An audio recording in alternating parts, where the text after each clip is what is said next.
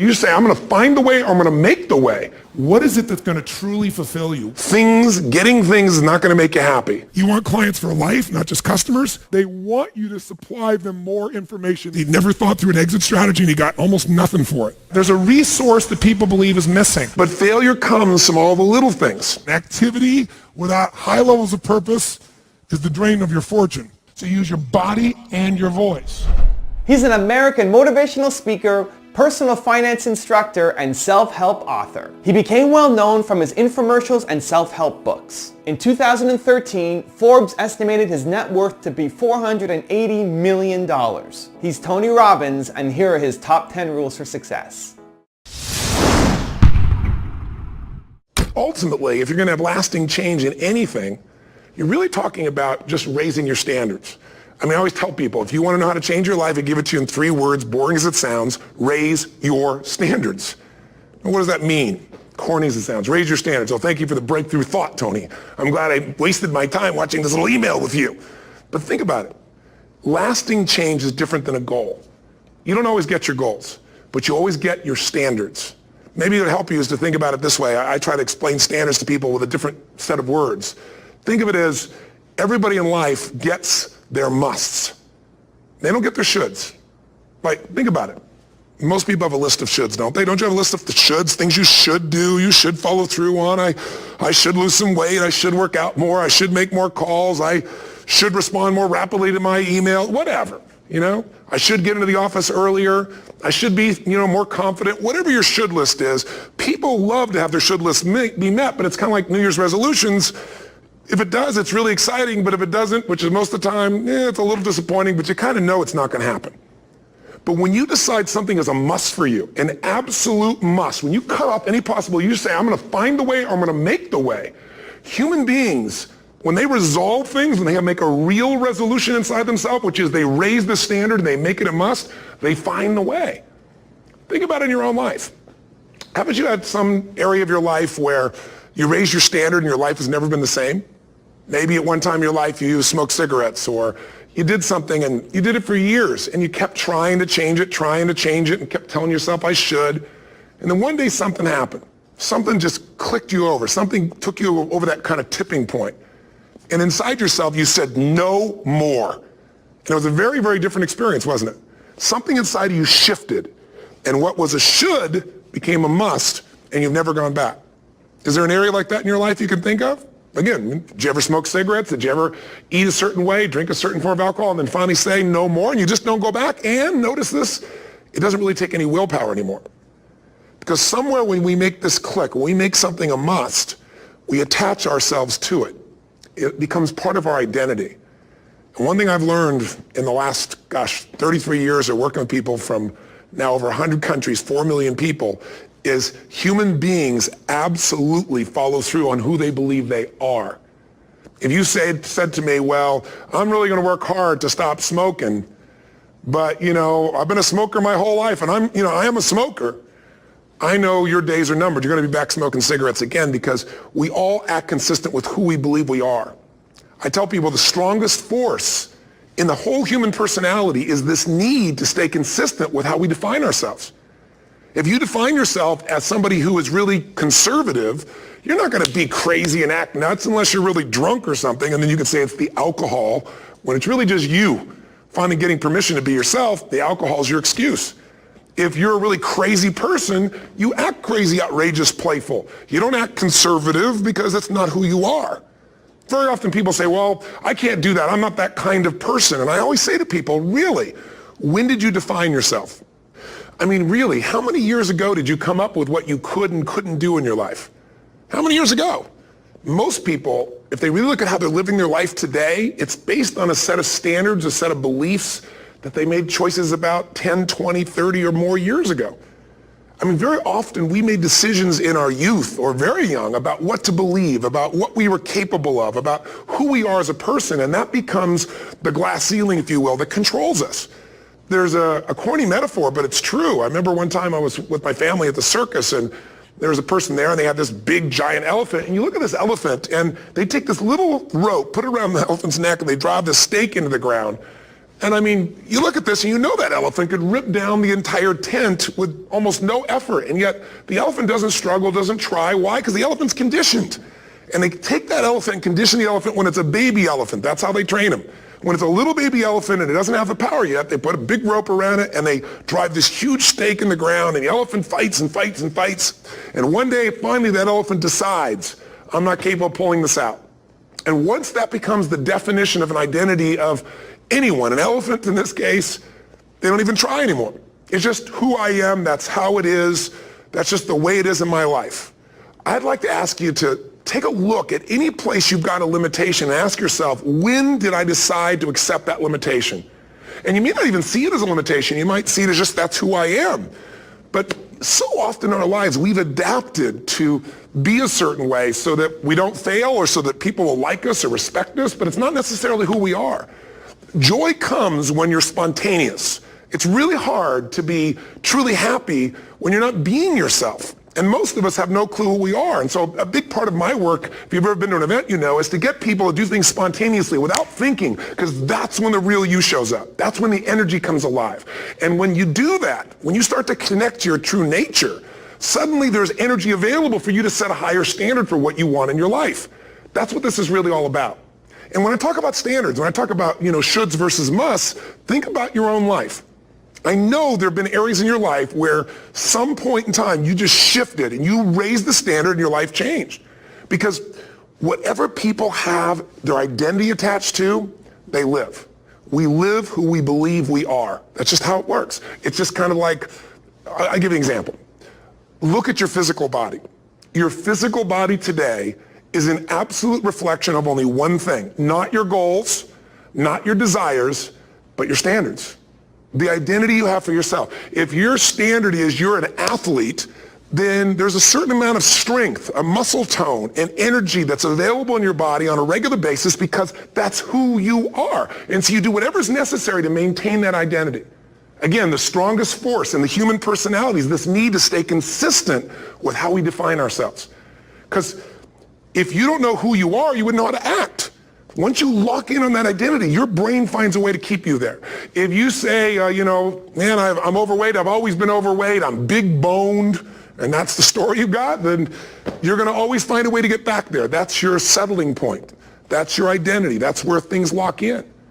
If you see somebody who's in really great shape, you ask them, do you work out? You know the answer. Yes. How often? And they'll tell you 3 times, 4 times, 5 times a week, whatever. In a seminar, I'll ask people, who here works out at least 5 days a week? And I'm stand up. And you look around that room, and you know that they work out 5 times a week because you can see their body. You don't just get a result without some kind of action, without some form of ritual. Ritual meaning actions you do consistently.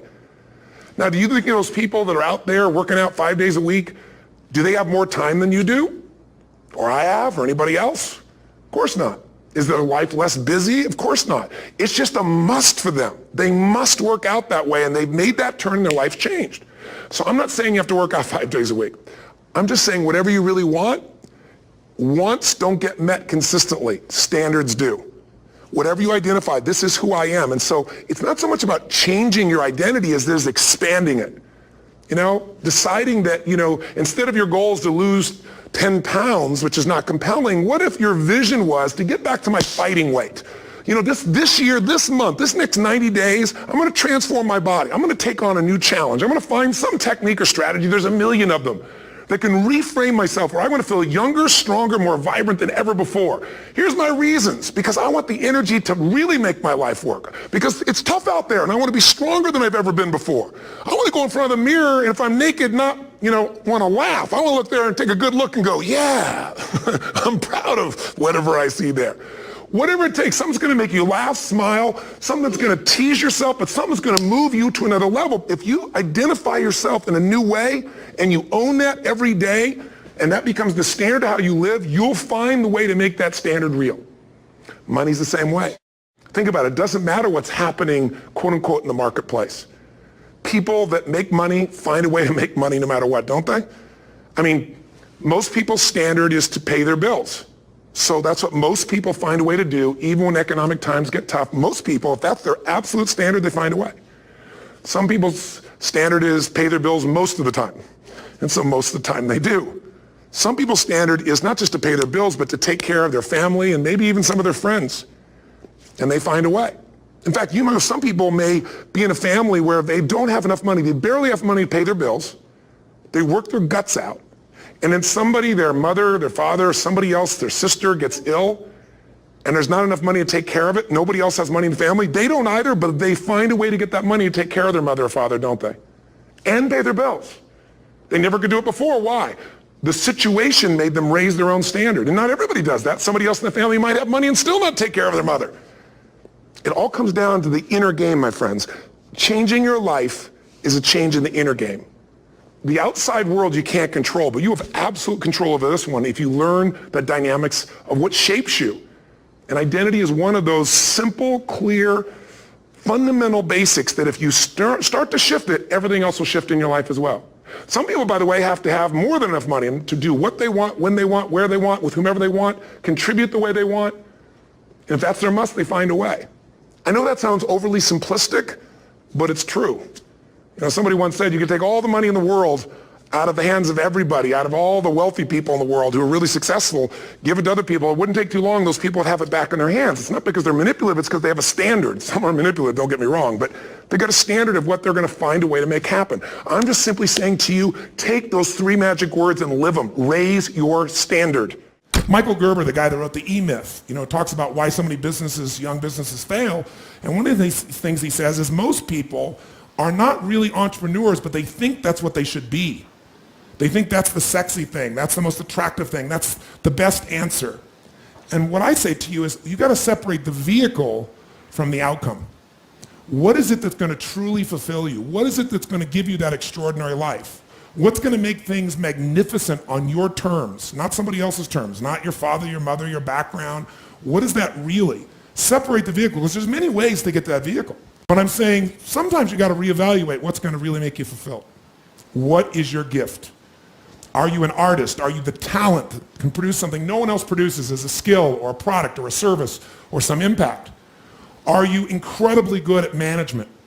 You really know how to manage or lead people?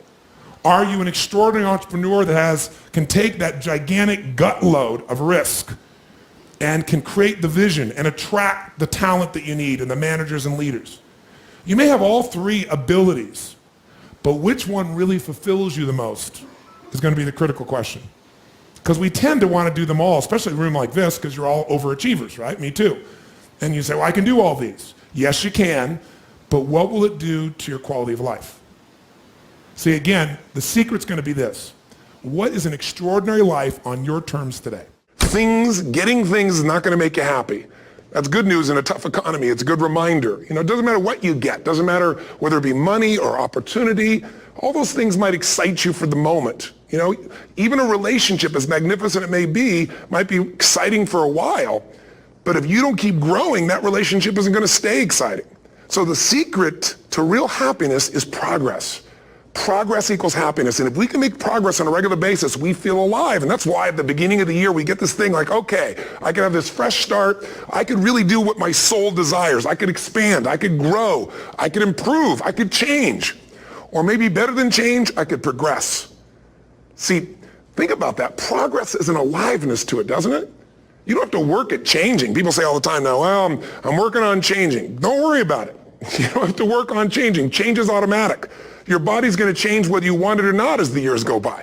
And no matter how hard you work, there's going to be some changes going on there. The economy is going to change no matter what you want it to do. The weather is going to change. Relationships are going to change. Everything in life is always changing. We don't have to work on change. Change is automatic, but progress is not. So if you want to make real progress, then you really got to look at your life in a different way. You got to say, I got to take control of this process and not just hope it's going to work out like people do who make a resolution. Treat people at the end of the relationship like it's the beginning and there won't be an end.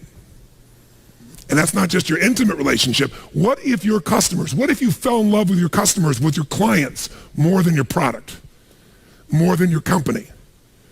If your entire life was about meeting their needs, if you would do what for your customers and clients, you would do what? If you love your customers and clients, you do anything, guess what? They're going to love you. But most people love their customers and clients as long as they buy from them, do what they want, respond to them. And when they don't, they go, that's the end. You want clients for life, not just customers? Fall in love with them. It's a different focus, isn't it? It's a different meaning. And that creates a different life because you make decisions differently from that place. What does it take to create world-class marketing? What is the unique selling proposition? What is what we call value-added marketing, VAM? Today, most people are sick and tired of advertising because where is it? Everywhere. In fact, I got a question for you. How many of you in this room do not even see banner ads anymore? Literally, it's there, but you don't perceive it. Like your brain literally washes it out. Raise your hand if that's true. Keep your hands nice and high and look around the room right now, and you'll see 98% of the people wash it out. So don't buy them unless you're going to create something really unique. It's a total waste of your money and your time in the world we're in today. Today, what creates marketing is when you don't just market, but you add value to people. You do something, you teach them, you give them an insight, you give something valuable that costs them nothing, and then they look to you as an expert. They look to you as a person that adds value. They want you to supply them more information, more experience, more products, more services. If you've made this whole business about meeting your needs, you can run a successful business, but it'll be a job because you'll never be able to sell it. Because if it's just meeting your needs, it's not a system.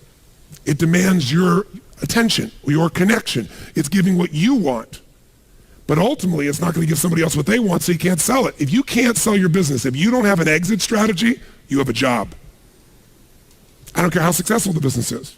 That doesn't mean you have to sell the business. But one of the most important decisions you make in business is, ultimately, if I was going to sell this, if I chose to, I have to know what I sell this to so that I have long-term value, not just an income along the way. I have this critical mass hit. I get a multiple of my business. And most people don't have a clear exit strategy. They think I'll come up with that someday. You got to start with that end in mind. That's got to be part of your focus if you're going to be successful in your business.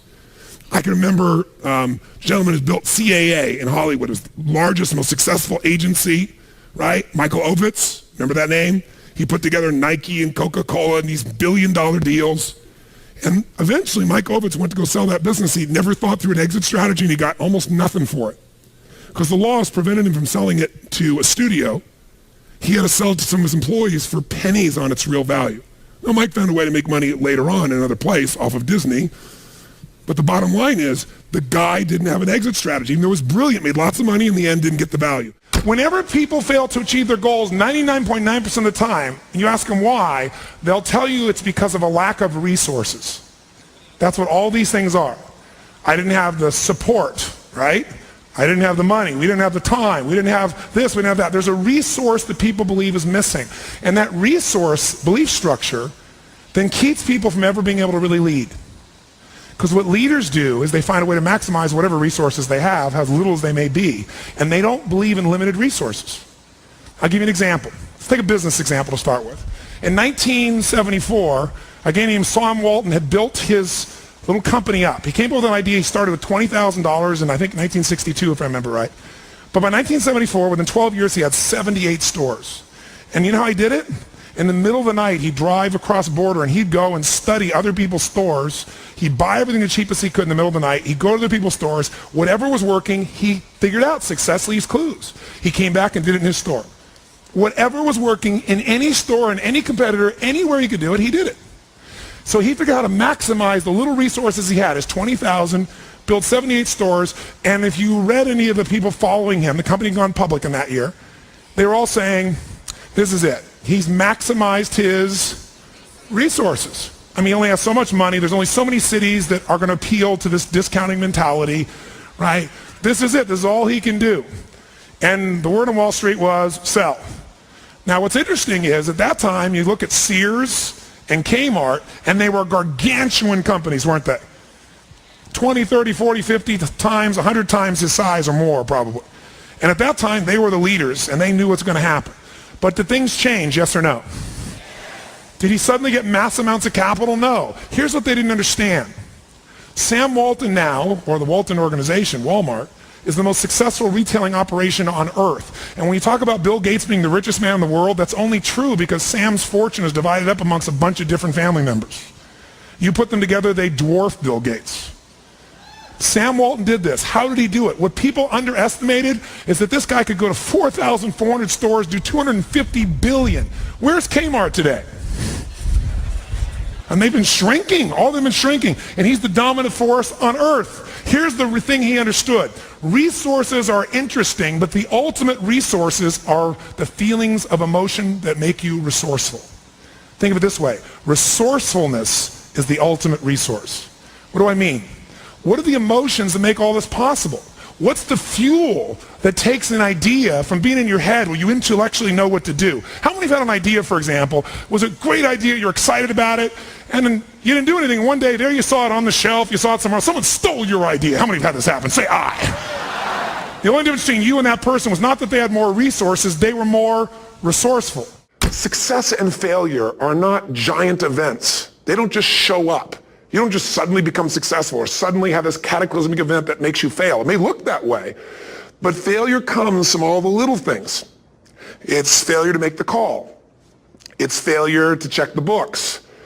It's failure to say, I'm sorry. It's failure to push yourself to do things physically that you don't want to do. And all those little failures day after day come together until one day some cataclysmic event happens and you blame that. That event happened because you missed all the little stuff. Do you agree with me? And success, by the way, is not some overnight event. It's all these little things. Success is having a vision. Success is making it compelling. Success is really seeing it and feeling it every day with strong enough reasons. Success is feeling the sense that I'm here to grow and I'm here to give something to the world more than just myself. All the little stuff. That's where success comes from. In business, it comes from delivering more than anybody could imagine. All those little things add up. People go, wow, that's who I want to do business with. It's true in any area of your life. Leverage is critical. You know how I get so much done? Because I don't just get it done. I know the outcome, I know the purpose, and I look for leverage. Leverage is different than delegation. What's the problem with delegation? Delegation is you have all that needs to be done, so you give it to someone else, and you tell them what needs to be done, and when they don't do it, you're pissed off. Leverage says, I can move the biggest boulder in the world with a little bit of effort if I get something I can do it with, but I'm still part of it.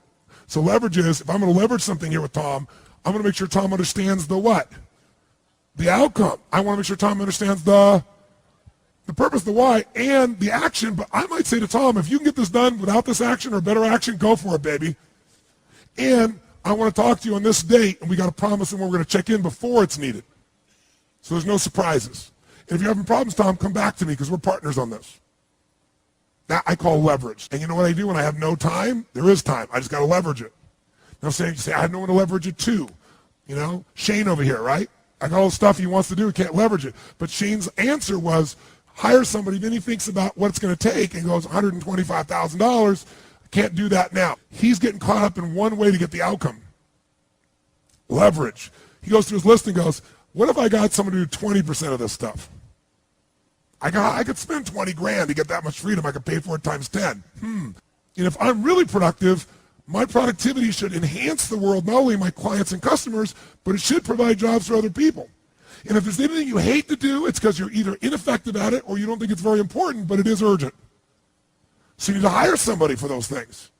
And ideally, somebody who loves that job. You're never going to grow when your time is eaten up for activities that aren't that important. Activity without high levels of purpose is the drain of your fortune. Do it now. If you can't get it all now, do a part of it now. Leverage is power. Leverage is ultimate power. Here's what I've created for my life and anyone I know has succeeded. I'm a 17-year-old kid from Azusa, California, with no real education other than self-education, with no background, with parents that did their best, all of them, with no money, but I did one thing. I love people, and I had an enormous demand I made upon myself, and I sculpted my mind and my emotions to get me to do whatever it would take to achieve and to contribute. But to do that, I did it by using my body and changing my focus. I did it by putting myself in a peak physiology and using what I call incantations. Can you train yourself to believe something, yes or no? Absolutely. How many of you ever made the fatal mistake of going to Disneyland or Disney World, and while you're there made the fatal mistake of going to a ride called It's a Small World After All? What happens for about a week after you're out of that damn place? You're still singing this thing in your head in 24 languages, right? Well, let me tell you something. How many of you have things when you want to go achieve them and this part of your voice goes, oh, it's not going to happen, or forget it? How many got a voice that sometimes interrupts that good pattern? Say I. And what you want to do is train a new one. So starting when I was 17, I started doing incantations, not affirmations. Affirmation, you go, I'm happy, I'm happy, I'm happy, I'm happy, I'm happy. What's the problem? You haven't changed your what? Your what? Physiology. If you don't change your physiology, you won't get anything. So an incantation is not only you speak it, but you embody what you're saying with all the intensity you can. And you do it with enough repetitions that it sticks in your head. Like It's a Small World, now the conversation in your head is always the same and it gives you what you want. So you use your body and your voice. So 17 years ago, I started doing things. I was working for Jim Rohn, this speaker, and I was 17 years old. I had long hair, minestrone soup, acne on my face. And I was trying to call on Bear Stearns type of people and convince them why they should go to this man's seminar and be more successful. I was driving a 1968 Volkswagen that I had earned at $40 a week as a janitor. The only way I did it was park far from the building and then go in, and I love people and I believe, but I put myself in state, and I was able to influence people that were far more successful than I was at the time. I would do something that I still do backstage and have done for 23 years because I don't hope I'm going to be in a good state, I demand it. So I do an incantation using my whole body. I'd say, I now command my subconscious mind to direct me in helping as many people as possible alive today to better their lives by giving me the strength, the emotion, the persuasion, the humor, the brevity, whatever it takes to show these people and get these people to change their lives now. And I would do that literally driving in my Volkswagen to a meeting in LA on the freeway for 40 minutes. People are looking at me, I'm screaming at the top of my lungs. They're going, I know he's a serial killer, I know he is.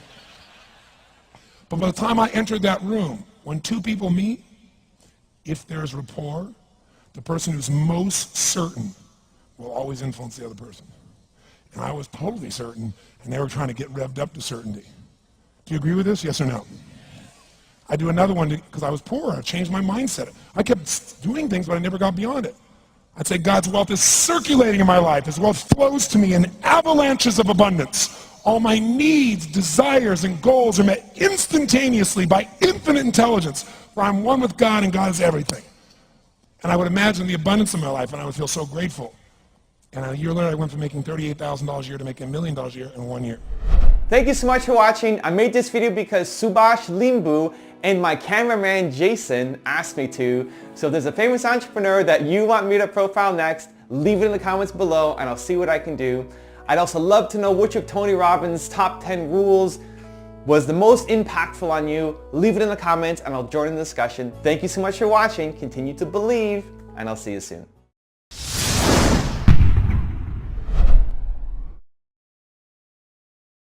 There's a man named Ken Blanchard who wrote those books called the 1 Minute Manager books.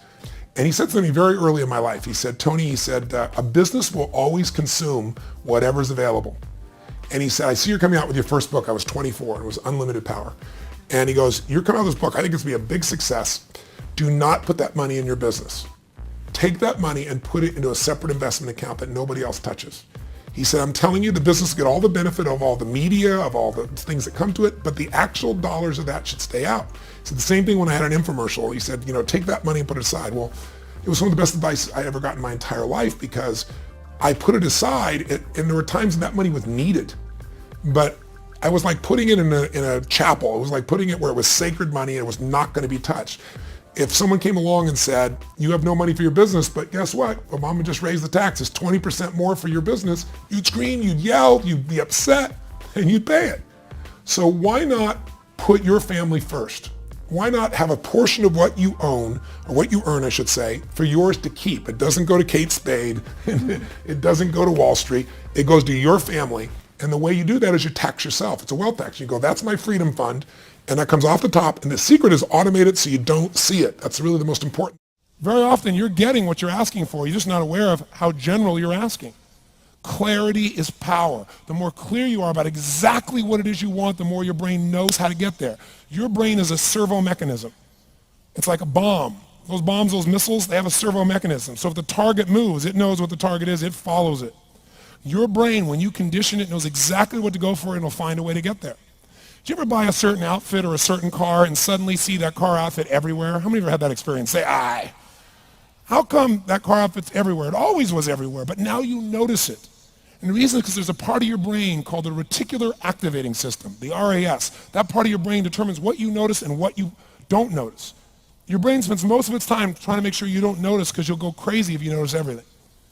But when you decide what's most important to you, your brain goes after it. Everyone I know who's successful builds what I call an RPM plan. An RPM is built on the metaphor that the way to get from where you are to where do you want to go to the fastest is you got to build power, like in a car, RPMs. And the R stands for they know the result they're after. They know what they want precisely. If you don't know exactly what you want or you let yourself get beyond that into something general, you're not going to achieve it. Clarity is power. You got to know the specific result you're after. What do you want? If you can't answer that question right now in your personal life, in your body, in your relationships, in your finances, in your spirituality, then you're not going to be as fulfilled as you want to be. Here's my assignment for it if you want one. If you want to go from conversation to some action, here's a simple thing to do. What's an area of your life right now that you really want to improve? What's an area that's important to improve? If your body's great, how about your career? If career's great, how about your relationships?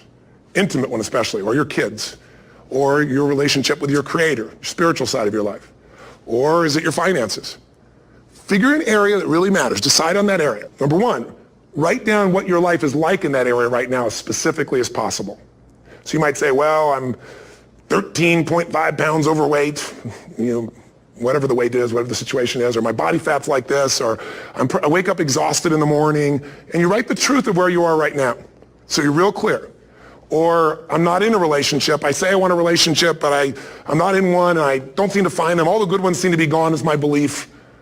And I really do want one, but I don't have it. Whatever your definition. Or I'm in a relationship, and God, I wish I wasn't in a relationship. I'm planning my escape.